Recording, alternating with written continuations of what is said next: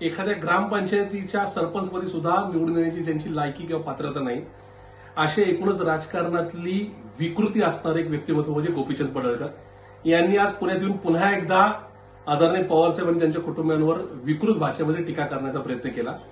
मला पुन्हा एकदा या ठिकाणी राज्याच्या जनतेला सांगायचंय की भाजपने अशी पाळीव माणसं पैशांनी पदांनी या ठिकाणी कायमस्वरूपी आपल्या गोठ्यात आपल्या प्रवेशद्वारात बांधून ठेवली होती, जी कायम विरोधी पक्षाच्या नेत्यांवर या ठिकाणी भुंकत आलं. त्याच्यापैकीच गोपीचंद पडळकर आहे.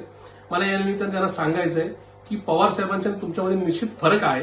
कारण की तुम्ही एखाद्या मंगळसूत्र प्रकरणामध्ये, मंगळसूत्र चोरीच्या प्रकरणामध्ये हातामध्ये बेड्या घालून तुम्हाला पोलिसांनी अटक केलेली होती. तेवढी लायकी किंवा पात्रता कुठल्याही राजकारण्याने किंवा अलीकडच्या काळातल्या कुठल्या आमदारांनी घालवलेली नाही. त्याच्यामुळं आपलं एकूणच मागचा इतिहास लक्षात घेऊन इथून पुढे तुम्ही निदान टीका करताना तारतम्य बाळगा. आमदार म्हणून निवडून आल्यानंतर समाजाचा विकास, राज्याचा विकास कशा प्रकारे करता येईल हे मांडा.